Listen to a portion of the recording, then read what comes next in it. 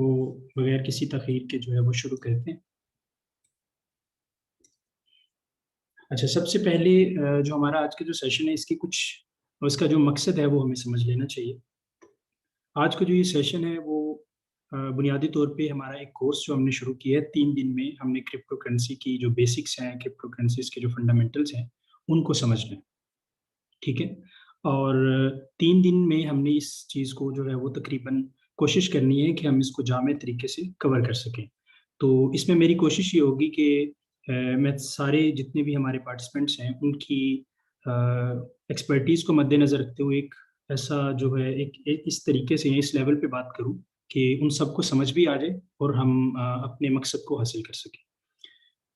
कहीं कहीं जो है वो मैं टेक्निकल टर्म से जो है थोड़ा सा हटूंगा भी और उसको आसान अल्फाज में आसान मिसालों से बताने की कोशिश करूंगा, ताकि हम बात को बेहतर तरीके से समझ सकें। और जब हम ये कोर्स को कंप्लीट करें 3 दिन में, तो हम में से हर शख्स इस काबिल होना चाहिए कि वो खुद जो है समझ सके कि क्या है ब्लॉकचेन, क्या है, एटलीस्ट बेसिक जो है उसे अंडरस्टैंडिंग हो।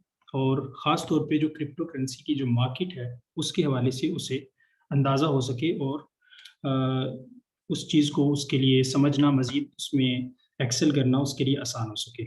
अच्छा, इस कोर्स के जो हमारे जो मकसद हैं वो कुछ इस तरह है कि हमने कुछ वो लोग जो इसमें बतौर ट्रेडर या बतौर इन्वेस्टर या फिर इसको सिर्फ सीखने की हद तक जो है या समझने की हद तक इसको सीख रहे हैं। ठीक है।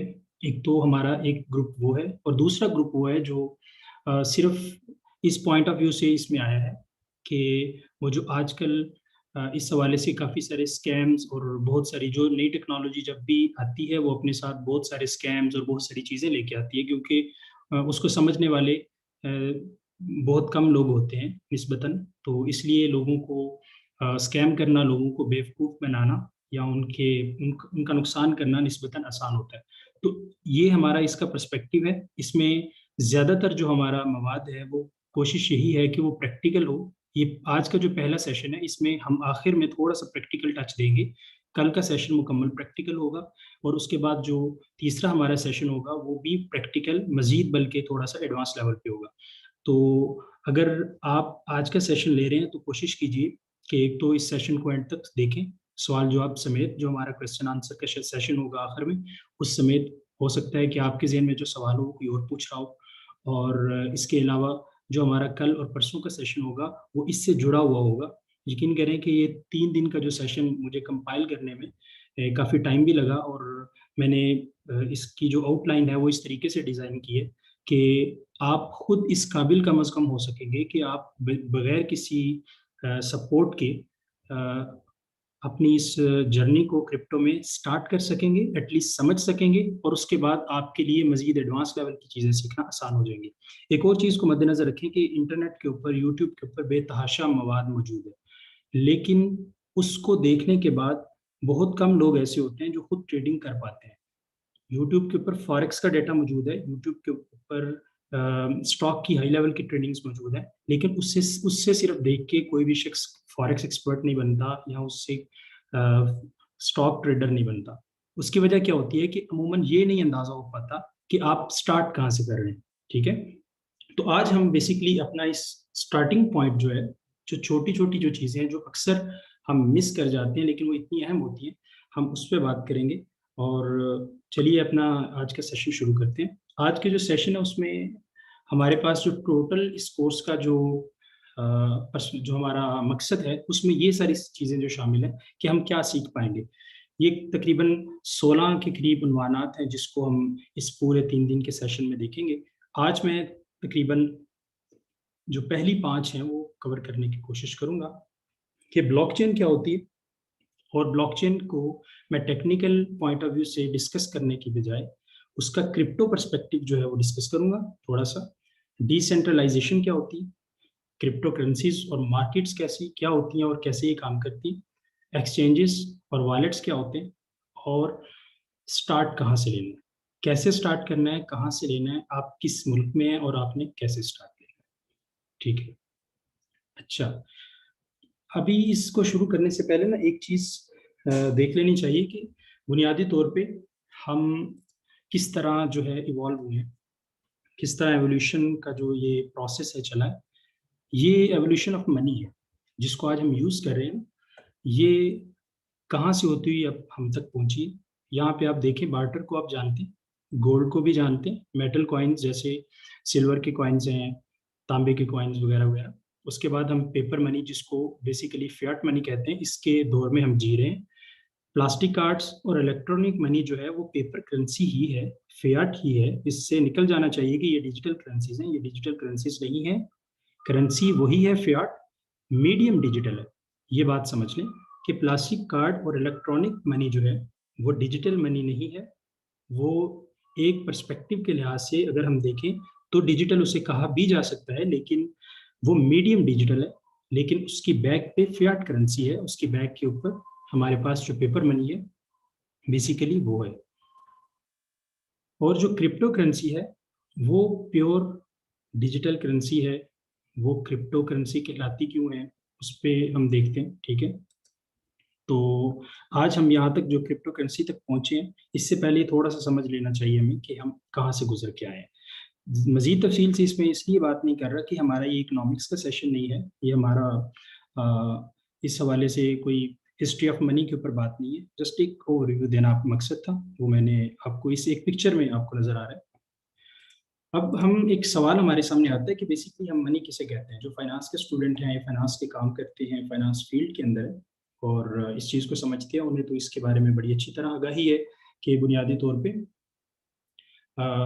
करेंसी किसे कहते हैं। तो बुनियादी तौर पे तीन खसूसियात होती हैं किसी करेंसी में। नंबर एक, वो मीडियम ऑफ एक्सचेंज होता है। नंबर दो, यूनिट ऑफ अकाउंट होता है। नंबर तीन, स्टोर ऑफ वैल्यू होता है। इसमें आपको जो सबसे आखिर वाली चीज़ है ना, स्टोर ऑफ वैल्यू, उसका हम काफ़ी जो है वो जिक्र करेंगे कि स्टोर ऑफ वैल्यू क्या होती है। और ये हमारी क्रिप्टो करेंसी की इस जो हमारी डिस्कशन है उसके अंदर ये काम आएगी। तो इन तीनों को आप देख लें, मीडियम ऑफ एक्सचेंज होता है, यूनिट ऑफ अकाउंट होता है, स्टोर ऑफ वैल्यू। ये एक मुत्तफिक जो एक डेफिनेशन है करेंसी की, वो ये है। अब हम बात करते हैं कि ब्लॉकचेन क्या होती है। मैं इन चीज़ों को थोड़ा सा स्पीड से इसलिए लेके चल रहा हूँ कि ये इसका सिर्फ आइडिया होना ज़रूरी है। हम इसको तफसील से डिस्कस, जिस मकसद के लिए हम यहाँ पे इस कोर्स को हमने शुरू किया है, हम उस मकसद की तरफ ज़रा जल्दी से बढ़ें। तो हम ब्लॉकचेन की तरफ आ रहे हैं और ब्लॉकचेन को मैं एक जनरली थोड़ा सा डिस्कस करता हूँ। अगर आप में से कोई जो पहले से इस फील्ड से रिलेटेड है, अगर उसके लिए ये बातें बड़ी बेसिक्स हैं, तो वो मेरे साथ बेयर करें। क्योंकि हमारे साथ जहाँ पे जितने भी लोग हैं सारे इस चीज़ को नहीं समझते। तो ब्लॉकचेन की आसान सी मिसाल मैं ऐसे दूंगा कि आपने जब रिकॉर्ड रखने के लिए हम फाइनेंस में, फाइनेंशियल इंस्टीट्यूशंस में, हम हिसाब किताब या जिसको हम खाता दारी कहते हैं, वो अभी तक जो है वो मैनुअल से डिजिटल शिफ्ट हुई थी। पहले अगर आपके पास कोई भी आपने खाता लिखना है तो आप हमेशा अपनी जो मनी का जो फ्लो होता है और उसके अलावा जो उसका हिसाब किताब होता है वो रखते हैं और उसको आप लिखते हैं कि इतना इन हुआ है, इतना आउट हुआ है। यानी अगर आपके पास 100 रुपया आज आपने रिसीव किया है तो आप रिसीविंग वाले खाते में या रिसीविंग वाले सेक्शन में वो लिख देते हैं, ठीक है। और अगर आपने 90 रुपये खर्च किए हैं तो आप 90 रुपये आप स्पेंडिंग वाले खाने में लिख देते हैं। एक सिंपल सी बात है, इसको हम ट्रांजैक्शन कहते हैं, ठीक है। ये हिसाब किताब का एक रिकॉर्ड होता है। अब हिसाब किताब का यानी इस रिकॉर्ड को हम ऑनलाइन जब शिफ्ट किया हमने, हमारे पास मल्टीपल सॉफ्टवेयर आ गए जो ऑटोमेटिकली इन चीज़ों का हिसाब रखते हैं। अगर आपने अपनी कभी बैंक स्टेटमेंट निकलवाई हो तो आपको इस चीज़ का काफ़ी अंदाज़ा हो चुका होगा कि बेसिकली वो किस तरीके से आपका डेबिट और क्रेडिट जो साइट है वो किस तरीके से मैनेज होती है। अब जो ब्लॉकचेन है ना, ब्लॉकचेन बुनियादी तौर पे एक इस सारे मैकेनिज्म को, इस सारे लेजर के जो सिस्टम को एक डिसेंट्रलाइज यानी गैर मरकजी और डिस्ट्रीब्यूटेड बना रहा है। अब इसको किस तरीके से इसको मजीद आसान करते हैं कि आपके पास एक अकाउंटेंट है, वो उसके पास एक रिकॉर्ड है, वो बुक के अंदर लिखता है कि हमारे पास इतने पैसे आ गए, इतने हमने खर्च किए, इतने आगे, इतने खर्च किए, पूरी की पूरी उसके पास एक रिकॉर्ड होता है और वो एक सफ़ा भर जाता है, ठीक है। अब वो चूंकि उसका मालिक है और वो उसमें गड़बड़ कर सकता है, ठीक है, यानी उसको चेंज कर सकता है, मॉडिफाई कर सकता है, यानी पॉसिबल है ना उसके अंदर चेंजिंग करना, क्योंकि वो उसके अंडर है, या वो उसका बेसिकली टोटल का टोटल इंचार्ज जो है वो उसके पास है, तो वो चेंज कर सकते हैं। तो डिजिटल वर्ल्ड में आप किसी दूसरे के ऊपर इत्मीनान नहीं करते, खास तौर पे जब तमाम की तमाम चीज़ें डिजिटल हो चुकी हैं और बहुत सारी जो ट्रांजैक्शन है वो छोटी छोटी ट्रांजैक्शंस एक पार्टी से दूसरी पार्टी के दरमियान आ रही है। तो इस सिस्टम को थोड़ा सा री इन्वेंट करने की ज़रूरत थी, इस सिस्टम को थोड़ा सा जदीद करने की ज़रूरत थी। तो इस सिस्टम को जदीद करने के लिए जो हमारे पास एक सॉल्यूशन आया है वो ब्लॉकचेन की फॉर्म में आया है। हमारे पास ब्लॉकचेन की फॉर्म में इसका एक ऐसा हल आया है कि जो इन तमाम मसाइल को हल करता है। कैसे? कि ब्लॉकचेन काम कैसे करती है? ब्लॉकचेन बुनियादी तौर पे आप ये समझ लें कि आपके पास ये जो ब्लॉक आपको नजर आ रहा है, जिस तरह ये ब्लॉक 1 है, अब ये इसके अंदर मुख्तलिफ ट्रांजेक्शन्स का रिकॉर्ड होगा। ठीक है, मुख्तलिफ रिकॉर्ड, ये आप इसको एक पेज समझ लें, एक वर्क समझ लें कि इसके अंदर एक खास टाइम फ्रेम के लिए ये एक ब्लॉक ओपन होता है। उसके अंदर उस टाइम फ्रेम में जितनी ट्रांजेक्शन्स हो जाएंगी वो सारी की सारी इसमें रिकॉर्ड हो जाएंगी। और जब सारी की सारी इसमें रिकॉर्ड हो जाएंगी तो ये एक खास टाइम के बाद, जो इस केस में 10 मिनट है, ठीक है, 10 मिनट के बाद ये फर्ज करें कि ये ब्लॉक क्लोज हो जाता है और उसके बाद नया ब्लॉक बनना शुरू हो जाता है। ठीक है, अब दूसरे ब्लॉक में भी 10 मिनट तक ट्रांजेक्शन का रिकॉर्ड आता रहता है। ठीक है, और 10 मिनट के बाद वो ब्लॉक भी बंद हो जाता है, अब तीसरा ब्लॉक शुरू हो जाता है। अब आप सोचेंगे कि इसके अंदर कोई खास बात क्या हुई, कि मतलब ये तो सफ़ा ही है कि एक सफ़ा ख़त्म हो जाता है तो हम अगला सफ़ा पलट देते हैं, अगला सफ़ा ख़त्म हो जाता है तो उससे अगला सफ़ा पलट देते हैं। तो इसके अंदर बुनियादी तौर पे जो फ़र्क है ना, वो फ़र्क ये है कि इस ब्लॉक को, ये इरिवर्सिबल ट्रांजेक्शन होती है, यानी इसके अंदर अगर एक दफ़ा आपके रिकॉर्ड लिखा जा चुका है और अगला ब्लॉक बन चुका है, ठीक है, या बन रहा है, तो पिछले ब्लॉक के अंदर कोई तब्दीली नहीं की जा सकती। ठीक है, तो पिछले ब्लॉक के अंदर कोई तब्दीली क्यों नहीं की जा सकती? उसकी वजह बुनियादी तौर पे ब्लॉकचेन का एक नेटवर्क है। मैं बहुत ज्यादा टेक्निकल टर्म्स में यहाँ पे नहीं जा रहा, क्योंकि हमारा मकसद यहाँ पे ब्लॉकचेन डेवलपर बनाना नहीं है, बल्कि ब्लॉकचेन की टेक्नोलॉजी की बेसिक्स समझाना है। मजीद हम इसके ऊपर जो है वो सेशंस रख रहे हैं, और मुसलसल जो है इसके ऊपर जो है वो हम हर हफ्ते 2 सेशंस रखते हैं, जो हमने काफ़ी हद तक जो पहले से अचीव कर लिया। हमारे ग्रुप के अंदर जो लोग पहले से मौजूद हैं वो हम टेक्निकल एनालिसिस और क्रिप्टो के हवाले से काफ़ी आगे तक हम जा चुके हैं। यहाँ पे 3 रोज़ा इस कोर्स के मकसद ये है कि हम आपको वो तमाम गैप जो है वो कम अज़ कम फिल करवा दें, ताकि जो अगले एडवांस सेशंस हैं उनके लिए आप कम अज़ कम रेडी हो सकें। तो अगर आपको ब्लॉकचेन की कोई ज़्यादा समझ नहीं आ रही तो कोई मसला नहीं है। ठीक है, ब्लॉकचेन बहुत ज़्यादा आना ज़रूरी नहीं है क्रिप्टो ट्रेडिंग के लिए, बस एक बुनियादी समझ होना ज़रूरी है कि ब्लॉकचेन है क्या।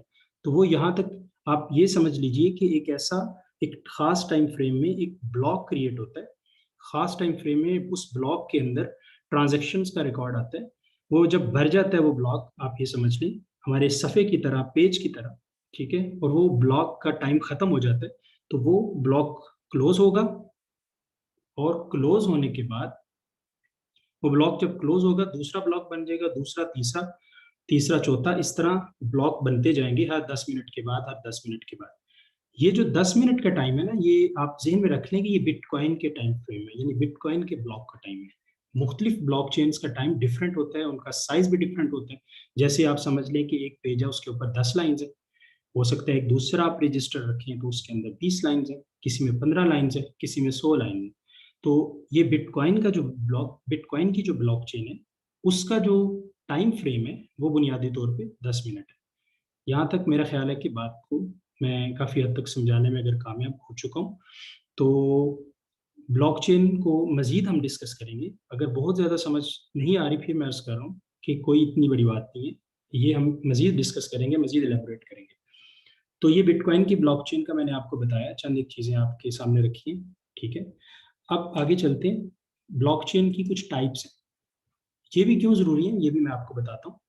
बुनियादी तौर पे ब्लॉकचेन की 2 टाइप्स होती है टेक्निकली, एक पब्लिक होती है, एक प्राइवेट होती है। लेकिन अगर हम उसको मजीद जो है वो फंक्शनैलिटी की बुनियाद पे तकसीम करें तो हमारे पास कोई 3-4 टाइप्स आ जाती है, जिसमें एक पब्लिक है, प्राइवेट है, हाइब्रिड है, कंसोर्शियम है। अब आपने इसमें भी, अगर आपको सेशन जो है वो इस हवाले से कोई बहुत ज़्यादा बोर और इस तरह का लग रहा है तो भी परेशान होने वाली बात नहीं है। हम इसको मजीद जो है वो थोड़ा सा और आसान करते हैं कि बुनियादी तौर पे पब्लिक और प्राइवेट ब्लॉकचेन दो कैटेगरी है। प्राइवेट के अंदर फिर हाइब्रिड और कंसोर्शियम आ जाती है। या आप इनको अगर अलहदा रखना चाहते हैं तो अलहदा भी किसी हद तक रख सकते हैं, लेकिन पब्लिक एक कैटेगरी है और प्राइवेट दूसरी कैटेगरी है। हाइब्रिड और कंसोर्शियम में थोड़ा थोड़ा जो ताल्लुक है वो प्राइवेट का ही है। ठीक है। पब्लिक ब्लॉकचेन वो होती है जो बिल्कुल ओपन और पब्लिकली अवेलेबल होती है। ठीक है। और प्राइवेट मतलब जो क्लोज होती है, यानी जिसको आप एक्सेस नहीं कर सकते एज अ पब्लिक। ठीक है।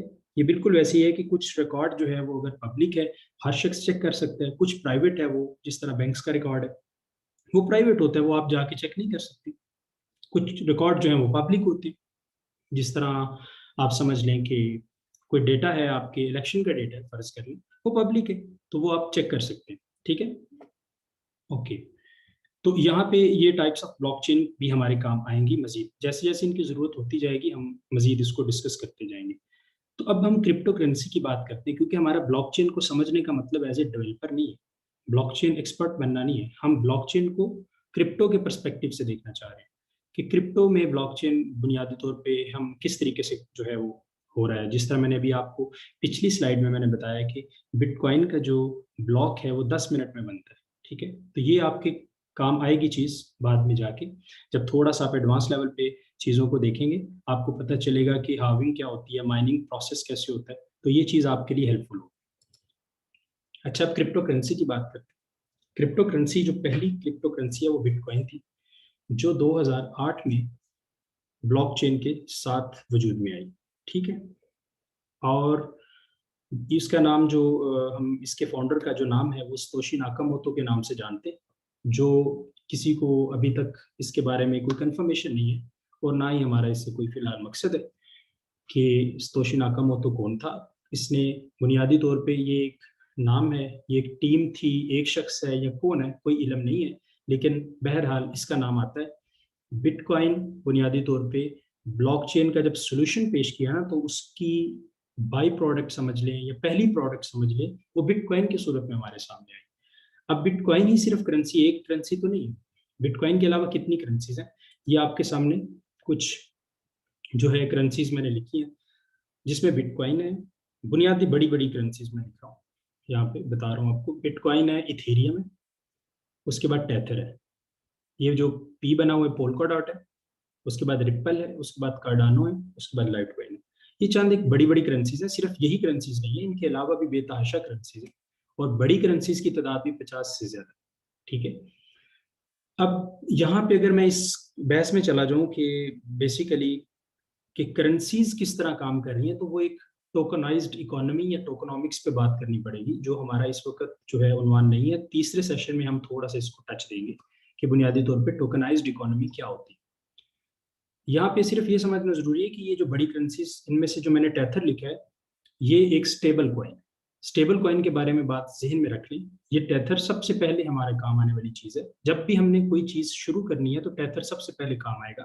अब प्रैक्टिकल की तरफ हम जाने लगे कि जो टेथर है वो स्टेबल कॉइन है। स्टेबल कॉइन कौन सा कॉइन होता है?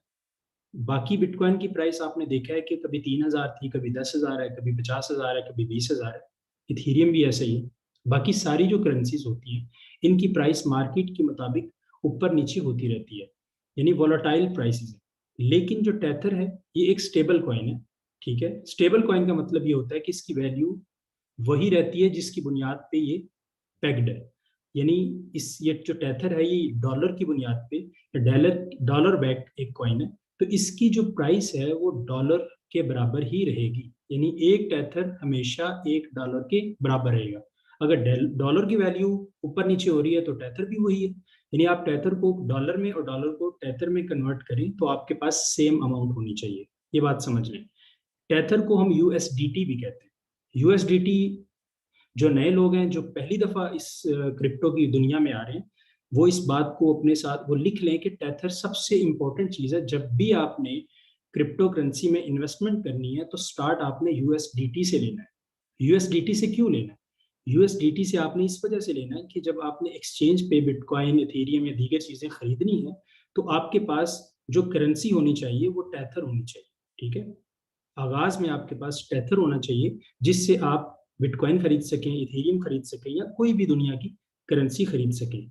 तो बात समझ रहे हैं कि टेथर क्यों जरूरी है। इसको यूएसडीटी भी कहते हैं, ठीक है, यूएसडी यानी मतलब यूएसडी और टेथर, इसको हम यूनाइटेड स्टेट डॉलर टेथर, ये इस तरीके से इन्होंने नाम रखा हुआ है। तो ये आपने जब भी आगाज करना है तो बुनियादी तौर पे यूएसडीटी से करना है। यहाँ तक बात क्लियर है। तो अगर आपको कोई क्वेश्चन जहन में आता है तो आप उसको नोट कर लें। हम सेशन के बाद जो है वो एक क्वेश्चन आंसर का सेशन रखेंगे, उसमें आप पूछ सकते हैं वो सारी बातें, ठीक है।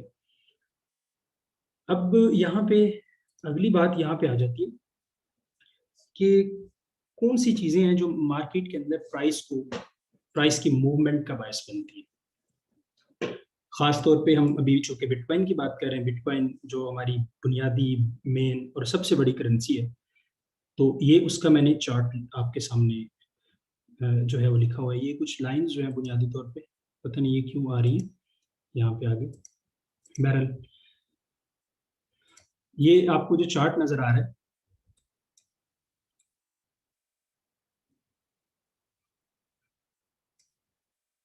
जी,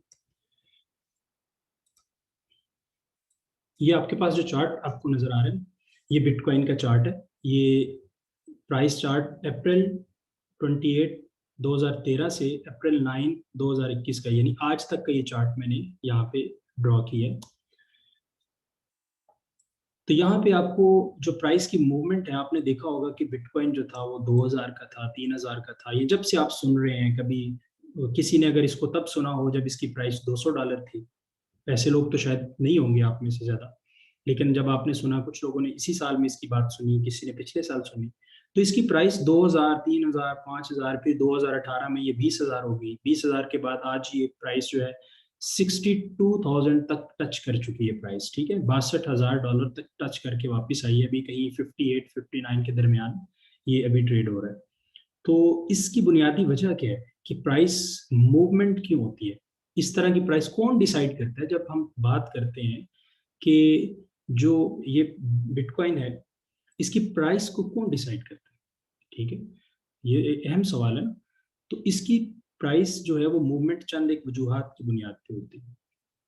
वो चंद एक वजूहात मैंने यहाँ पे लिखी है। पहली स्कार्सिटी है, लिमिटेड सप्लाई। आपने एक बुनियादी जो इकोनॉमिक्स का रूल है वो ये है कि जो आपकी डिमांड एंड सप्लाई रूल जो होता है ना, कि जितनी डिमांड है अगर उस हिसाब से सप्लाई नहीं है तो प्राइस बढ़ जाएगी, अगर सप्लाई ज्यादा है और डिमांड कम है तो प्राइस गिर जाएगी। तो बिटकॉइन की जो प्राइस है वो स्कार्सिटी उसकी एक बुनियादी वजह है कि बिटकॉइन अनलिमिटेड नहीं है। ये अपनी मर्जी से आप कितने ज्यादा नहीं बना सकते, ठीक है, इसकी एक लिमिट है। और उसकी जो लिमिट है वो कितनी है, वो उसकी लिमिट है 21 मिलियन।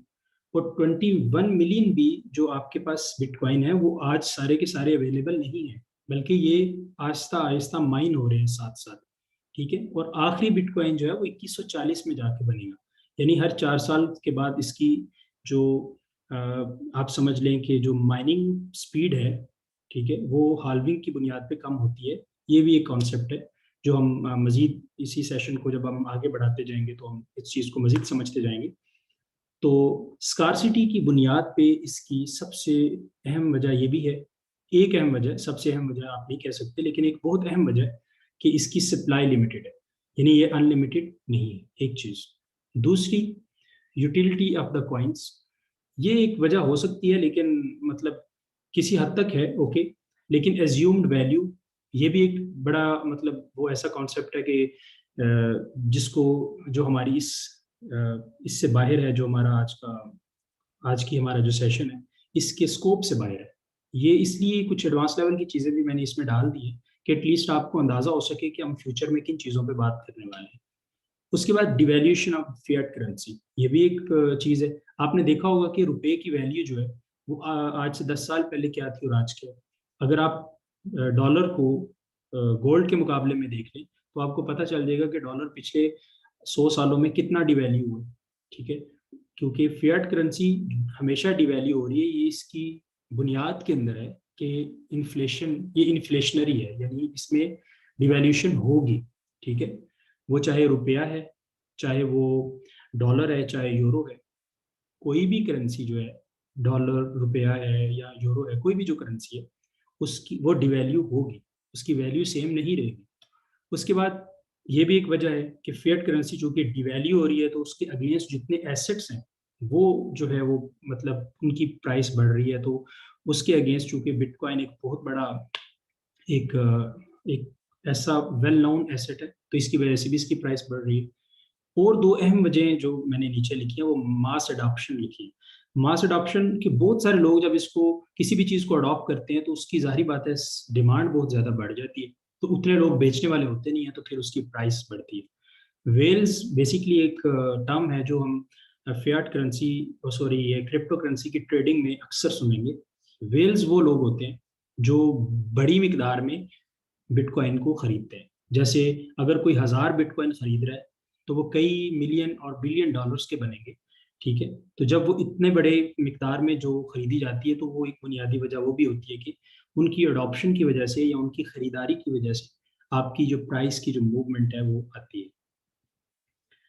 अब यहाँ तक तो हमने बात कर ली। एक बहुत अहम किस्म का जो आपने कॉन्सेप्ट समझना है वो डिसेंट्रलाइज्ड है। What is decentralisation? डिसेंट्रलाइजेशन क्या होती है? देखें कि अगर एक बैंक है, ठीक है, जैसे हमारे यहाँ बैंक होते हैं, वो सारे का सारा जो हमारी ट्रेड है या हमारी जो अ, हमारा जो मार्केट है, फाइनेंशियल मार्केट, उसको मैनेज कर रहा है। हर चीज उसी के थ्रू होके जा रही है। यानी मैंने अगर किसी एक शख्स को पैसे देने हैं तो मैं बैंक के थ्रू दे रहा हूँ। मैंने अगर किसी शख्स से कोई चीज खरीदी है तो उसको मैंने पेमेंट करनी है या उससे पेमेंट लेनी है, अगर मैंने उससे कोई चीज बेची है, तो उसके दरमियान में जो मीडियम है वो बैंक है या कोई ऐसा मालियाती इदारा है। ठीक है, तो ये होता है सेंट्रलाइज सिस्टम, कि जो एक इदारे के थ्रू या एक सेंट्रल अथॉरिटी के थ्रू जिससे जिससे हम डील कर रहे होते हैं। ठीक है, तो डिसेंट्रलाइज क्या होता है? डिसेंट्रलाइज ये होता है कि आप पर्सन टू पर्सन यानी पी टू पी जो है, पीयर टू पीयर नेटवर्क बना लेते हैं। यानी अगर आपने मुझसे गंदम खरीदनी है तो आप बजाय के किसी एक मिल वाले को अंदर लाते हुए आप डायरेक्ट मुझसे खरीदते हैं। मैंने किसी से चावल खरीदने हैं तो मैं किसी सेंट्रल अथॉरिटी को दरमियान में लाते हुए डायरेक्ट उससे खरीदता हूँ। उससे उसने अगर कोई चीज आपसे खरीदनी है तो वो एक पीयर टू पीयर नेटवर्क जो है, पी टू पी नेटवर्क जो है वो बन जाता है। ये एक डिसेंट्रलाइज सिस्टम होता है कि जहां पे कोई एक सेंट्रल अथॉरिटी नहीं होती। ठीक है, कोई एक सेंट्रल अथॉरिटी नहीं होती कि वो चीजों को हैंडल कर रही है, ये चीजों को मैनेज कर रही है। ठीक है, तो जब कोई सेंट्रल अथॉरिटी नहीं है तो वहां पे डिसेंट्रलाइजेशन यानी पीयर टू पीयर नेटवर्क या पर्सन टू पर्सन नेटवर्क आप समझने के लिए कर लें, तो वो वजूद में आता है। तो इसको हम डिसेंट्रलाइजेशन कहते हैं। जो आपकी ये मालियाती मामलात हैं ये सारे के सारे सेंट्रल है। फियाट करेंसी को गवर्नमेंट कंट्रोल करती है। ठीक है, स्टेट बैंक आपका कंट्रोल कर रहा होता है। और इसके अलावा जो आपके मुख्तलिफ इंस्टीट्यूट हैं कैपिटलिज्म में वो इसको डील कर रहे होते हैं। तो जो आपकी क्रिप्टो करेंसी है बेसिकली डिसेंट्रलाइज सिस्टम का एक डिसेंट्रलाइजेशन की बुनियाद पे कायम हुई है। तो ये बात को थोड़ा सा समझना बहुत जरूरी है कि डिसेंट्रलाइजेशन क्या है। यानी जहां पे कोई सेंट्रल अथॉरिटी नहीं होती, वो जो एक पूरा मीडियम, विदाउट एनी मीडियम कोई चीज जो है वो डायरेक्टली एक पीयर से दूसरे पीयर तक, एक आदमी से दूसरे आदमी तक जो हम आपस में डील कर रहे होते हैं उसको हम डिसेंट्रलाइजेशन कहते हैं या गैर मरकजी सिस्टम कहते हैं। अब यहाँ तक जो हमने बात की ये थी सारी की सारी क्रिप्टो करेंसी की ओवरऑल एक कि किस तरीके से काम कर रही है या ओवरव्यू क्या है इसका। ठीक है, करेंसी क्या होती है, मार्केट को थोड़ा सा हमने देख लिया, डिसेंट्रलाइज और सेंट्रलाइज में फ़र्क जान लिया। उसके अलावा हमने बिटकॉइन की प्राइस को देख लिया कि इसकी मूवमेंट कैसे होती है। ये सारी चीज़ें हमने देख ली। चंद एक करेंसीज को भी देख लिया हमने। बिटकॉइन और जो स्टेबल करेंसीज हैं उनका फ़र्क भी थोड़ा सा जान लिया कि यूएसडीटी यानी टेथर जो होता है वो डॉलर बैक होता है, उसकी डॉलर जैसी वैल्यू रहेगी। वो $1 के मुकाबले में आपको $1 ही मिलेगा।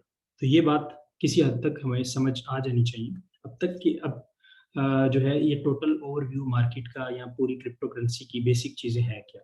अब हम थोड़ा सा आगे प्रैक्टिकल की तरफ चलते हैं कि जब भी आपने कोई चीज़ खरीदनी या बेचनी होती है तो उसके लिए एक मीडियम होता है। ठीक है, जैसे बाजार एक मीडियम है।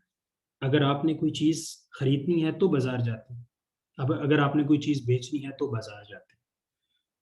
तो यहाँ पे क्रिप्टो करेंसी के अंदर ये सारे जो काम होते हैं एज ए मीडियम, वो जो एक्सचेंज ये काम कर रहा होता है। एक्सचेंज क्या होता है? वो मीडियम होता है बायर और सेलर के दरमियान। जिसने बेचना होता है वो भी वहां पे होता है, जो जिसने खरीदना होता है वो भी वहां पे होता है। तो ये क्रिप्टो एक्सचेंजेस हैं। तो क्रिप्टो को खरीदने के लिए हमें कुछ एक्सचेंजेस चाहिए कि हम कहाँ से खरीदें। बुनियादी वजह ये होती है, यानी एक तो तरीका ये है कि आप किसी शख्स से खरीद लें, वो पी टू पी मेथड, ठीक है। लेकिन बहुत ज़्यादा जो आसानी है वो आपको कहाँ मिलेगी, जहाँ पे सारे बेचने वाले हों और सारे खरीदने वाले हों, ताकि एक थोड़ा सा निज़ाम यानी सेंट्रलाइज सिस्टम बन जाए। आप ये देखें कि डिसेंट्रलाइज्ड चीज़ों के लिए भी एक सेंट्रलाइज मीडियम मौजूद है, ठीक है। हम डिसेंट्रलाइज्ड डेक्सिस पे भी बात करेंगे, लेकिन अभी फिलहाल हम सेंट्रलाइज्ड मीडियम्स की बात कर रहे हैं। ये एक्सचेंजेस जो होती हैं ये बुनियादी तौर पे सेंट्रलाइज्ड एक्सचेंज है, ये एक अथॉरिटी है, ये मैनेज कर रही है। बाइनेंस एक कंपनी है, कॉइनबेस एक कंपनी है, बिट्रेक्स एक कंपनी है, वगैरह वगैरह। तो बुनियादी तौर पे आपको इनके ऊपर अपना अकाउंट बनाना होता है, ठीक है। अकाउंट बनाना होता है। अकाउंट बनाने के बाद क्या होता है कि कुछ चीज़ें आपने सीखनी होती हैं कि बाय एंड सेल कैसे करते हैं। ये बेसिक ऑपरेशन आप सीख लेते हैं, आप होल्डिंग को समझ लेते हैं, आप ये समझ लेते हैं कि शॉर्ट टर्म सेल क्या होती है, मतलब ट्रेड क्या होती है, लॉन्ग टर्म के लिए कैसे होल्ड करना होता है, वगैरह वगैरह। तो उसके बाद आप इस काबिल हो जाते हैं कि अगर आपको कोई शख्स ये बता दे कि आप ये कॉइन खरीद सकते हैं, ये कॉइन इस टाइम बेच दें, तो आपके लिए उसमें मुनाफा या प्रॉफिट लेना काफ़ी आसान होता है।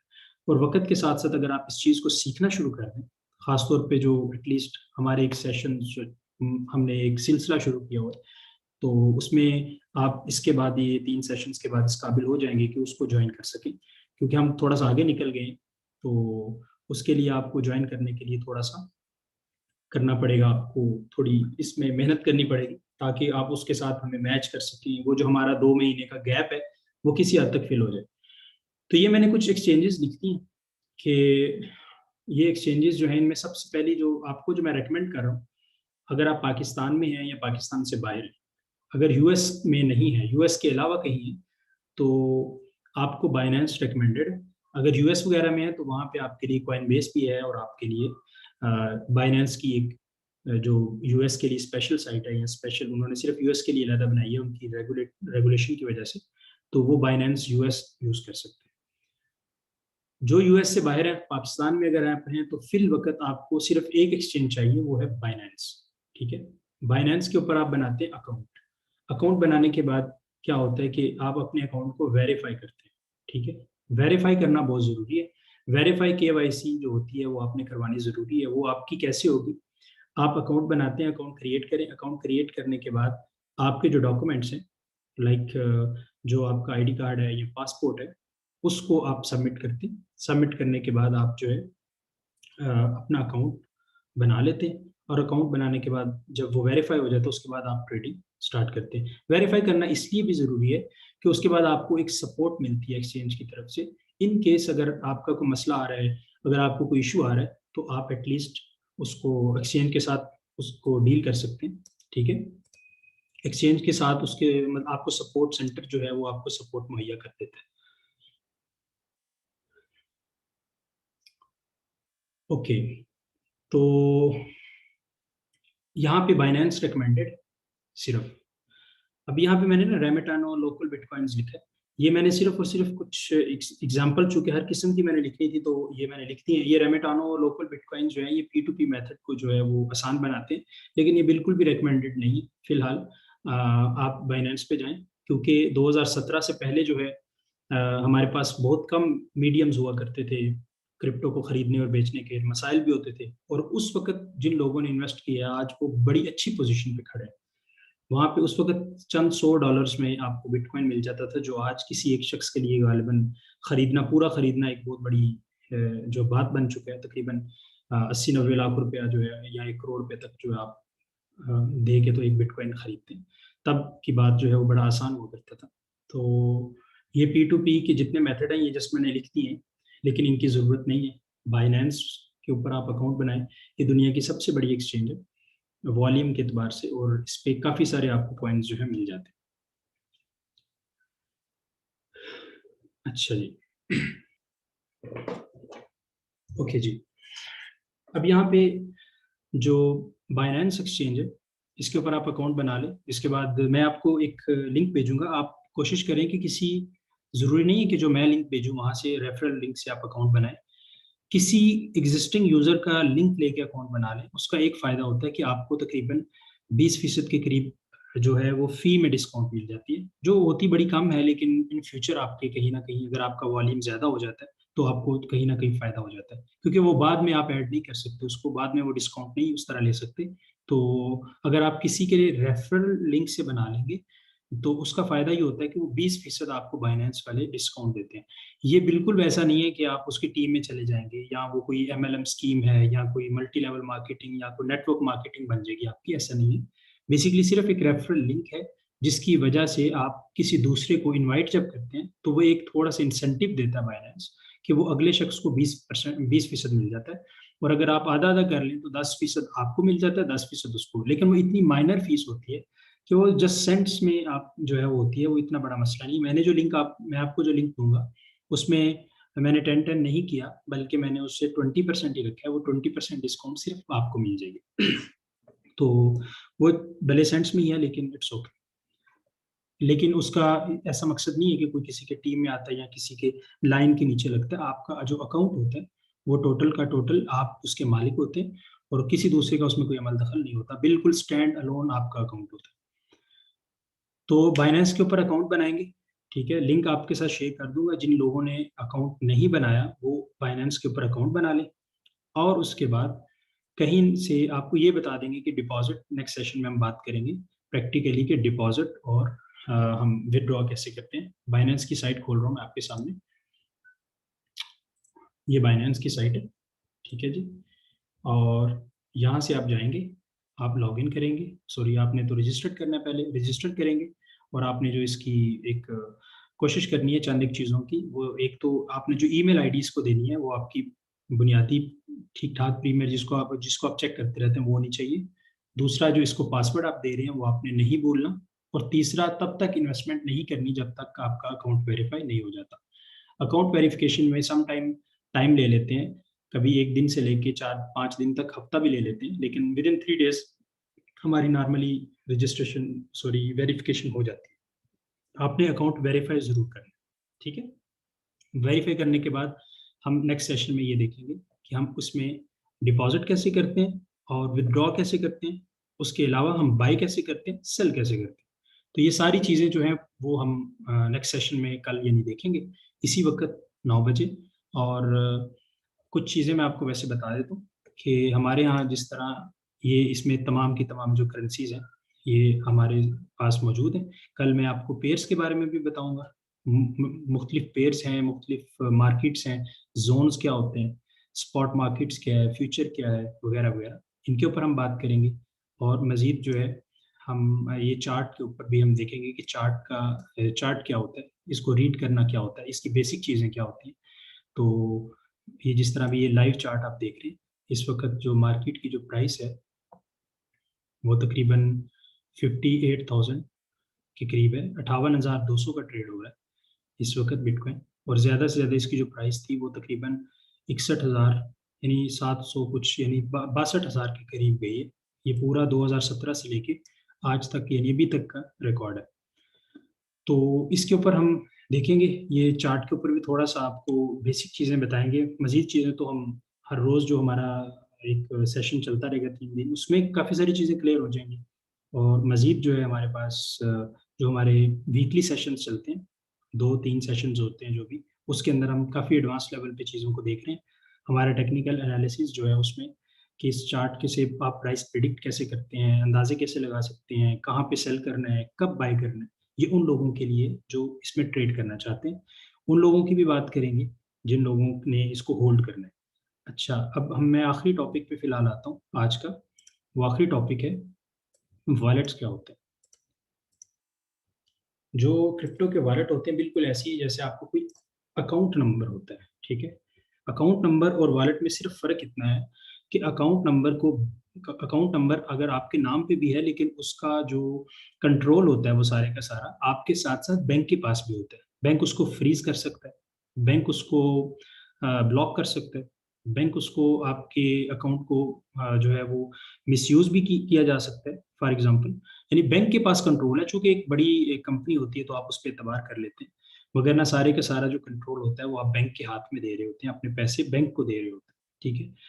लेकिन जो वॉलेट होते हैं इसके बारिक्स, वो वॉलेट आपका जो आपकी करेंसी का जो कंट्रोल है वो आपके पास है।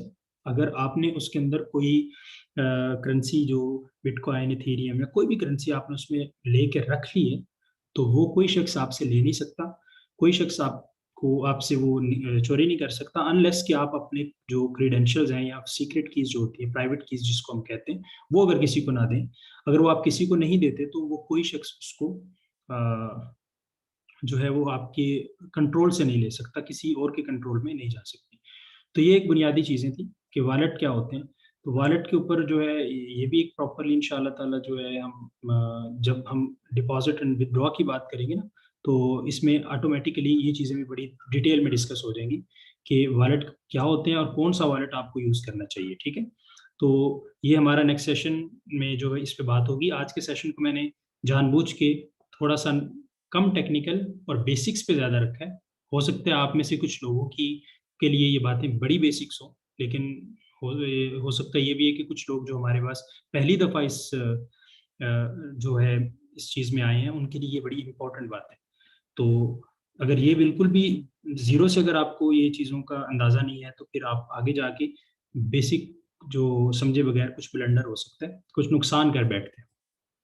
तो जो हमारा कल का सेशन है उसमें हम बाय सेल से लेके और मज़ीद टेक्निकल चीज़ों पे आएंगे।